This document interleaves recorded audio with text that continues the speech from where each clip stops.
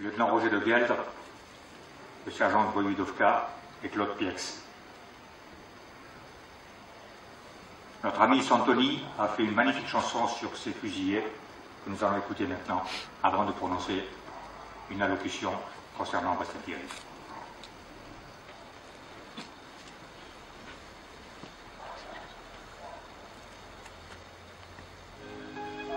Devant un monument, une femme s'est arrêtée.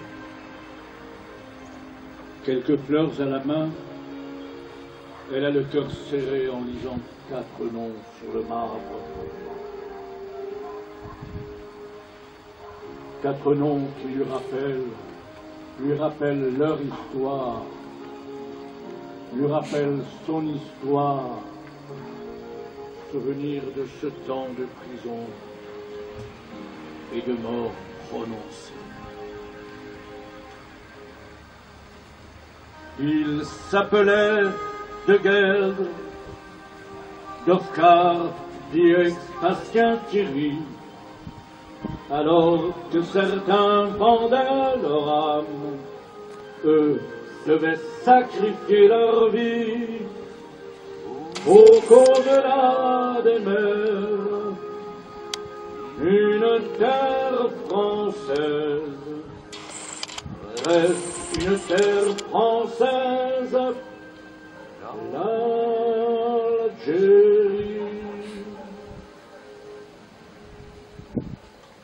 Miséraire, miséraire, pour tout ce sang, pour tout leur sang répandu. Miséraire, miséraire, pour cette terre, pour cette terre, pour cette terre perdue.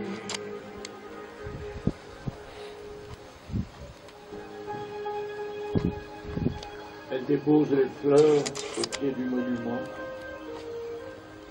se recueille un moment puis puis s'en va lentement. Pensant à tout ce temps, à ces années passées, aux monuments profanés, aux stèles dégradées qui marquèrent leur histoire,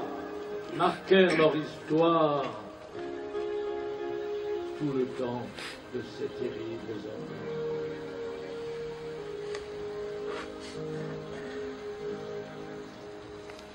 Il s'appelait De Guerre, Dovka, Piet, Bastien Thierry.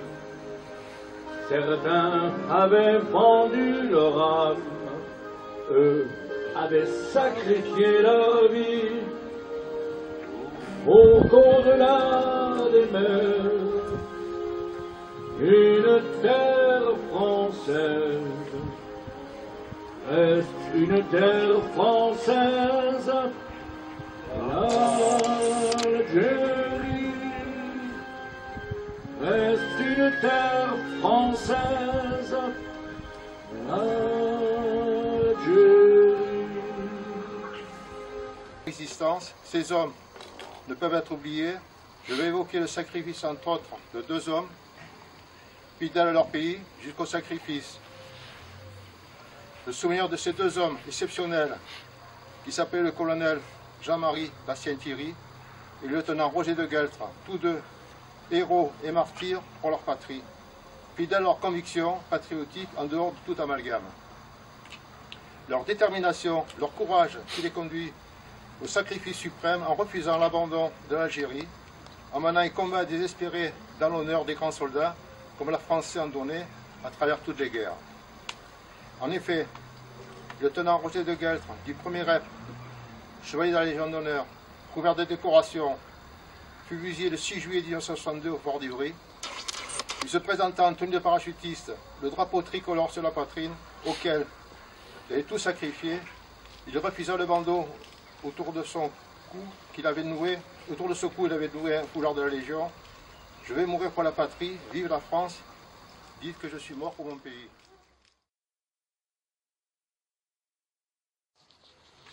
C'est une date spécifique. Le devoir de mémoire doit rester inoubliable. On doit poursuivre ce combat, notamment à l'égard d'hommes et de femmes qui sont battus pour le drapeau tricolore. Ce drapeau tricolore qu'aujourd'hui, vous savez, est malmené de partout. Et force est de constater que les ennemis d'hier, nous les avons aujourd'hui. Le 11 mars 1963, à 6h40, le lieutenant-colonel Jean-Bastien Thierry reçoit le dernier coup de grâce dans la nuque, dans les procès du fort d'Ivry. Il est le dernier fusillé de la République après Dovka, Piex, De Guerre. Il est condamné à mort pour avoir organisé l'attentat du Petit Clamart qui visait le président, le général de Gaulle, celui qu'un des plus grands politologues de France a jugé comme le plus grand criminel et traître de la Ve République. Le lieutenant-colonel Jean-Bastien Thierry est un polytechnicien de 35 ans, originaire de Lunéville, comme vous l'a dit notre camarade, marié, 3 filles, scientifique brillant et de stature internationale. Il œuvre à la Cité de l'Air à Paris avec le grade de lieutenant-colonel, quand sa conscience est bouleversée par le drame algérien. Comme beaucoup de militaires de sa génération, Jean-Marie Bastien Thierry ne comprit pas les revirements de De Gaulle. Il les interpréta comme autant de trahison à l'égard de la nation, des Français de l'Algérie et des musulmans fidèles à la France. Refusant l'inéluctable, Jean-Marie Bastien Thierry se convainquit que De Gaulle était un obstacle à la restauration de la grandeur de son pays. On le voit aujourd'hui, la France ne représente plus du tout ce qu'elle était autrefois, et aujourd'hui elle est bafouée de partout dans le monde. Qu'elle soit bafouée de partout dans le monde, ça pourrait passer, mais qu'elle le soit sur son propre sol, c'est inexplicable. Ce sera cette tentative d'élimination du plus grand traître de la Ve République ce 22 août 1962 au Petit Clamart que Jean-Bastien Thierry est arrêté à son retour d'une mission scientifique en Grande-Bretagne. Un tribunal d'exception, la Cour militaire de justice, le jugera et jugera les crimes. Aujourd'hui, plus d'un demi-siècle après sa mort, la dernière officielle de cette guerre fratricide d'Algérie, qui coûta la vie à près de 800 000 hommes, la déclaration de Jean-Bastien Thierry au tribunal le 2 février 1963 reste d'actualité et résonne de plus en plus fortement au milieu de l'Occident en ruine. Car effectivement, il n'y a pas que la France qui est touchée par le fléau, mais l'Occident complet. À l'heure des questionnements, de l'incertitude et du doute, Jean-Bastien Thierry nous offre un exemple héroïque où l'honneur et la patrie commandent par-delà les intérêts et même les ordres donnés. Pour cela, il reste et restera toujours une référence. Je vais vous lire un petit extrait de la déclaration du colonel Jean-Bastien Thierry le 2 février 1963. En 1963, nous sommes en 2017. Le danger que court actuellement ce pays ne vient pas d'un risque de destruction physique ou matérielle. Il est plus subtil et plus profond, car il peut aboutir à la destruction des valeurs humaines, morales et spirituelles qui constituent le patrimoine français.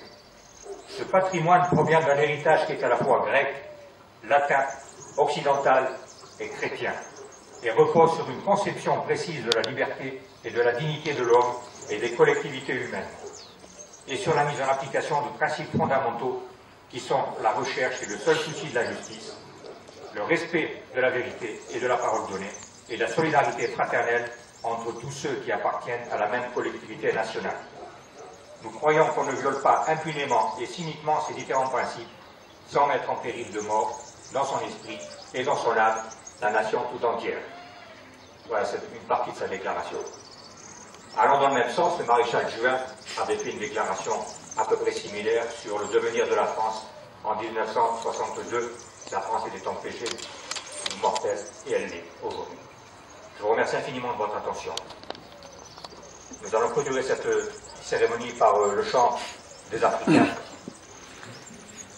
en vous remerciant infiniment d'avoir été présents. Portez drapeau.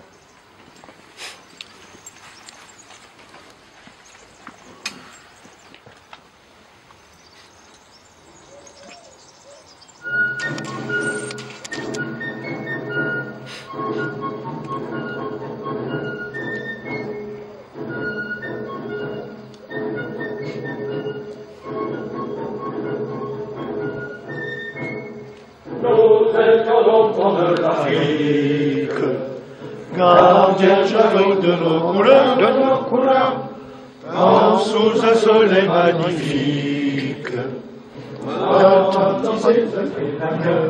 avant, en avant, en avant, c'est nous les Africains qui revenons de loin, nous venons des colonies pour défendre le pays. Nous avons laissé là-bas nos parents, nos amis, et nous avons au cœur une invincible ardeur, car nous voulons porter haut et fier le beau drapeau de notre France entière. Et si quelqu'un venait à y toucher, nous serions là pour mourir à ses pieds, battez tambour à nos amours. Pour le pays, pour la patrie, mourir au loin, c'est vous les Afriques. Je vous ai préparé quelques brochures, quelques paquets de brochures de l'ANIMAD. Vous en prendrez connaissance et surtout vous y intéressez, évidemment.